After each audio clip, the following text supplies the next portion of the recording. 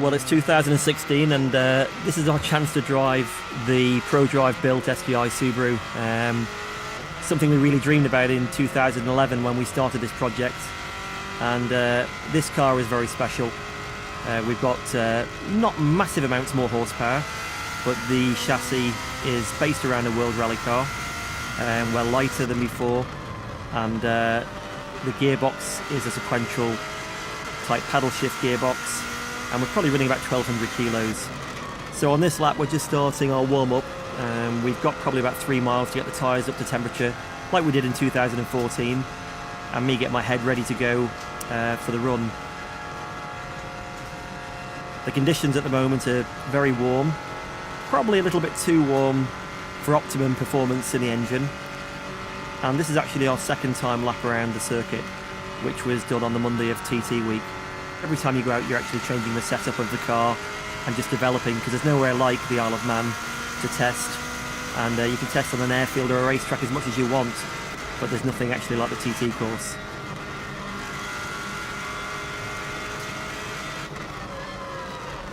So we're getting quite close now to the last few bends. I'm just getting the feel again of the car. As you can see, getting plenty of heat into the tyres. And looking forward with anticipation for the start of the run.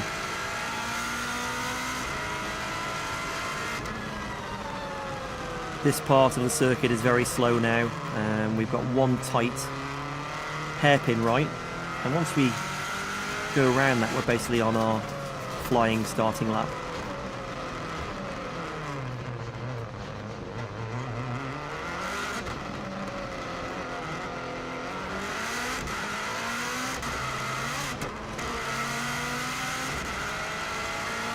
So here we go, we're now accelerating for the flying start, and we're just about to go across the start line now. We're on our lap. Famous part for me is Bray Hill. Up to 170 miles an hour now, which is definitely faster than before.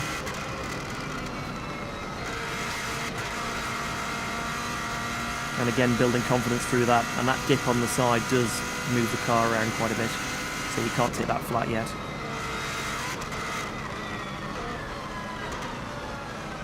First big braking point. All the way down to second gear. Bit of oversteer there. Tyres probably a little bit cool. And one feature we've got for this car, which makes it a little bit more interesting, is we've got DRS like a Formula 1 car. Now you'll actually see when the red light comes on, that's when we're activating it. And the more confident I got with the car, the more I could actually use the DRS to give us more top speed and reduce the drag. Flat out now all the way to Union Mills.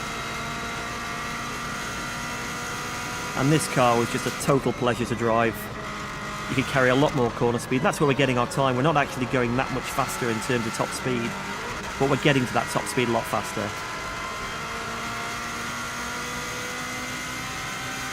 Lovely section through there, little bump on the inside.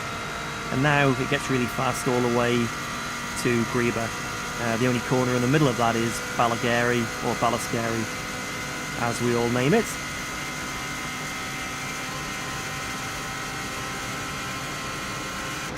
So again, getting up to 170 quite quickly. Little lift here and then tip it in. And because the car is so much faster everywhere, I can actually build up every lap I get out, and I was hoping for another lap. And there's a few places where we could have edged a little bit more time, just with confidence in the car. You've got two chances of a TT course. If you take it flat and it's not, you're in a lot of trouble. So you've actually got to build up to see what the car or the bike will actually do on those corners. And that just comes with time and experience. Flat out now, we've got a little jump. And we've got to be careful, because at 170 miles an hour, that car potentially could fly. So we're unsure what it's going to do over the jumps, so you've got to be a little bit wary when you're getting up to those speeds. Greba Castle down just one gear. Trying to get on the power, committed and nice and early. And the way this car changes direction is really, really great.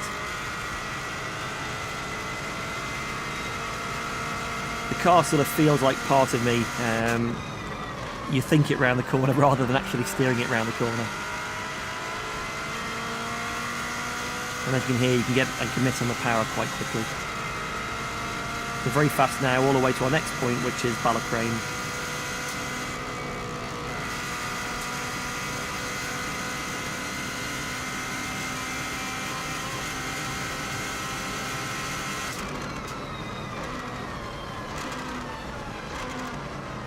So heavy braking all the way down into third. On the power early. Tricky little corner there, you've got to get right in on the inside. And now we get on to what is quite a good section for the car, because it's there's quite a lot of corners, so we can gain a little bit of time with our corner speed through this lot, all the way to Glen Helen. Late apex.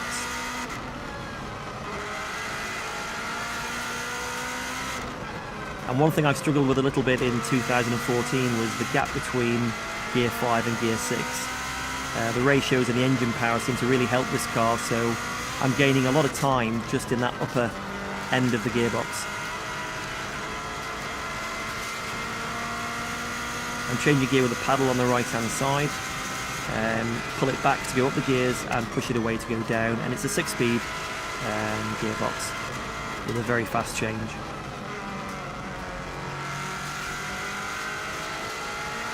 Coming to Sarah's cottage, a very big climb, you can't really see it on the TV.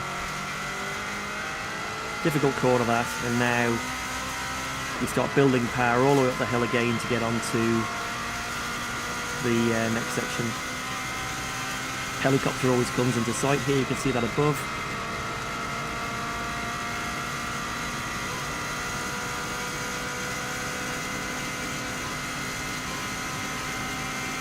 Quite a scary corner at the end, just tips it in right.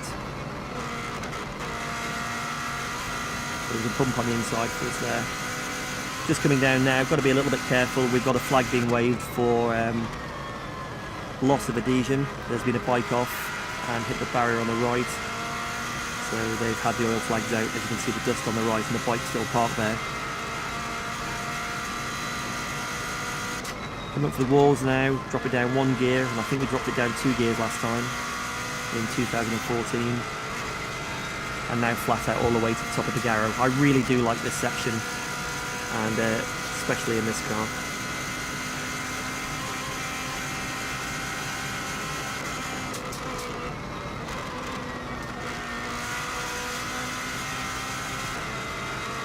Curb jits out, and then you've got the compression at the bottom of the Garrow, and you get a real good thump going through here. I think the camera even moved at that point.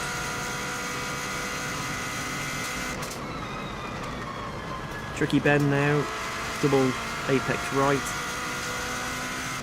flat left, and then a double apex left.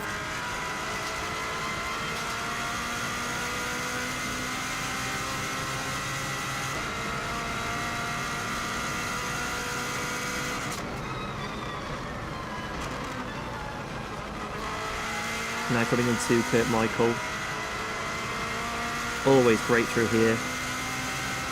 And using the yellow lines, you can see the impression of speed you get with the proximity of the houses is really impressive. So I'm moving around quite a bit there. Look how close people are on the left. Got to get the car straight just before it goes over the jump. And now really fast all the way down to the famous jump at Ballaugh.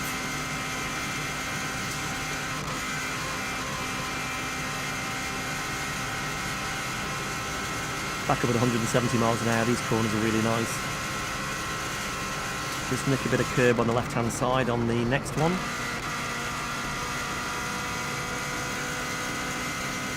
As you can hear from this car, it does sound amazing, and it's also revving quite a lot higher than the previous car. We're up to about 8,500 RPM, which is quite a lot for a turbo engine.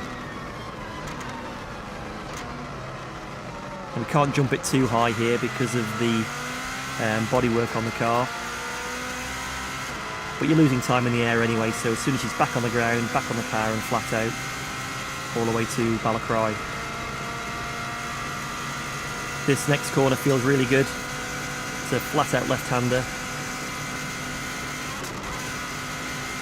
Car takes off, and then we tip it into quarry bends, which is a series of right, left, right.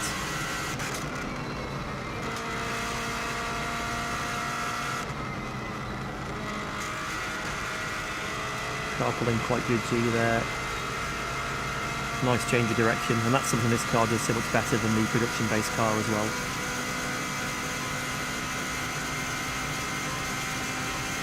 Now, although we've got a little bit more power than before and a massively better chassis, you could still afford to have a little bit more top speed here, which would bring us a little bit closer to the bikes. They're topping out at just under 200 miles an hour, and as you can see, we're just getting just over 170. Braking down here at Sulby feels like you're doing 2 miles an hour, so you've got to be really careful to get the apex. Bit of oversteer on the outside of the corner. And now we get into the bumpy section from Ginger Hall all the way to Ramsey. Car bouncing around quite a bit.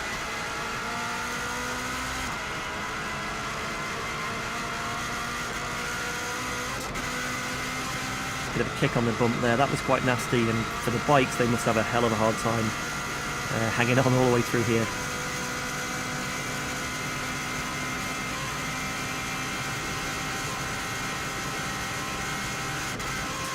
Back up to 170 again.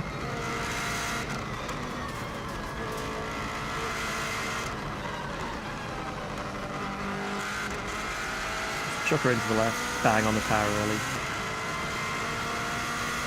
Coming up now is the Conker Tree, which jits out a little bit on the left, and then we've got a nice series of a right, left and a right, and heading toward Ramsey.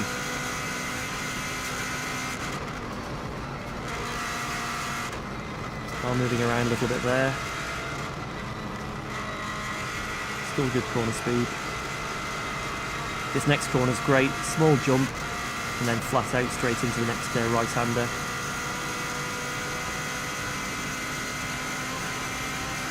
We've got the famous Ramsey bus stop, which we run a little bit wide into around this left.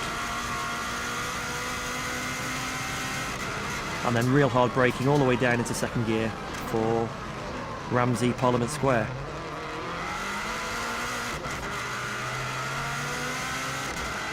A little bit of oversteer, but not too much. Always feels great going sideways, but unfortunately it's not great for the lap time. Now the climb starts. Got the curve on the inside.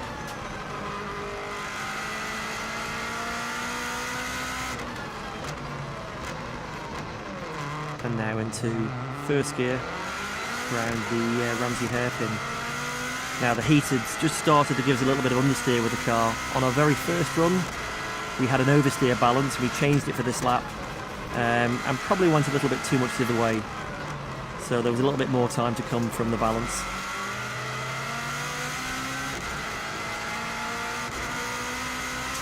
Really steep now, going all the way up to the gooseneck.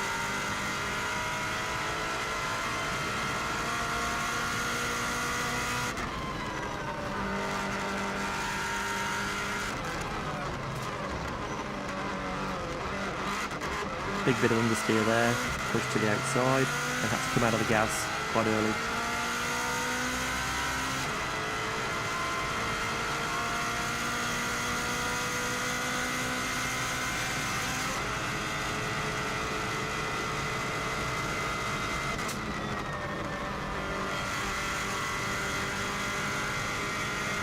Now, even climbing up the mountain, really happy with our speed, and that was definitely an area we could gain on the previous attempts.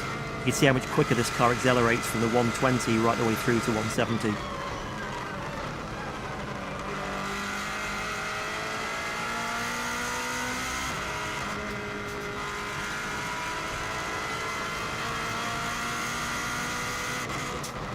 The last right-hander before we have a bit of a break on the mountain mile. Always see the helicopter at this point, you can see it on there on the right. And the nature of the course, as you can see all the way around, is rights and lefts, and then there's probably about 5 big right-handers that link it to make it a lap. So the tyres aren't really getting mega warm, there's no big loads, and it's always very, very high-speed corners. A lot of people comment that a bike is always not quite as fast as a car around a race circuit, but the Isle of Man is different to most race circuits because of the speed and the lack of tight corners.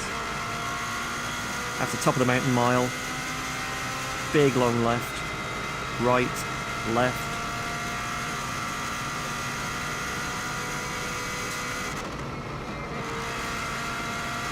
And now we start dropping downhill a little bit towards our next sort of time point, which will be the bungalow.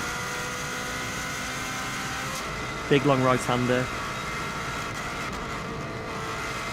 Had a little lift there. That's where Connor had his big accident a few years ago.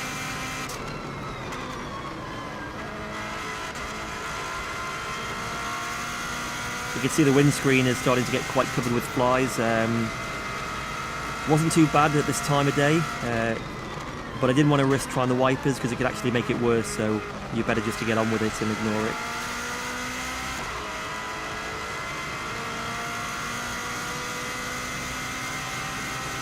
Had a great board up there, somebody showing P1.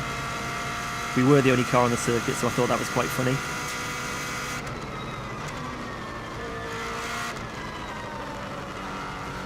Nasty left, don't really like that corner.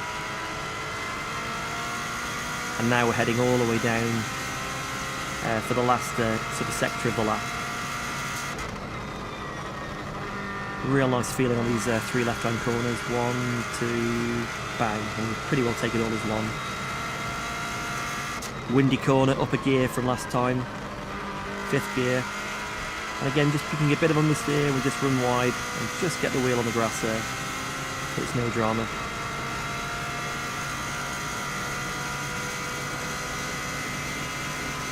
Very difficult to get the car pulled across to the right-hand side before the next left, because you're travelling so fast. That's 170, and you definitely don't want to get that one wrong.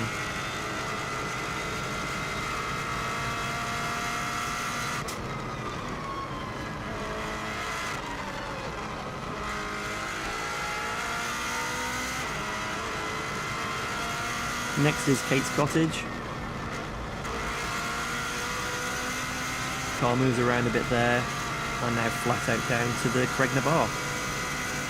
Loads of people around watching, and you know it's going well when people are waving, which definitely helps. Around the Craig, and now really fast down to Brandish, which is the big long left-hander.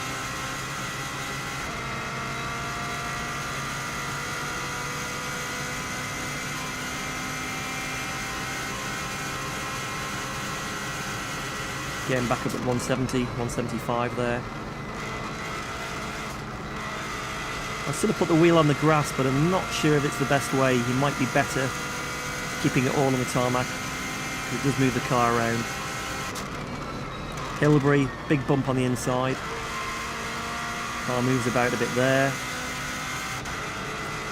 And now coming all the way around to signpost.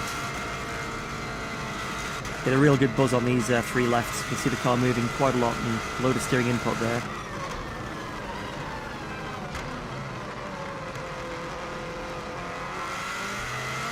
You can't mess up now. We've had quite a good lap. And I've got split times coming to me, and I know it's looking pretty good. And in all fairness, my last sector was probably my worst, so there was a bit more time to come out of that. Really hard to see the turn-in point. And got real tight right-hander, gives me a chance to give the handbrake a little pull.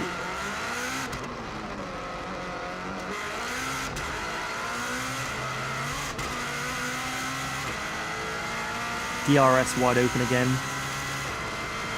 And here we go for the line.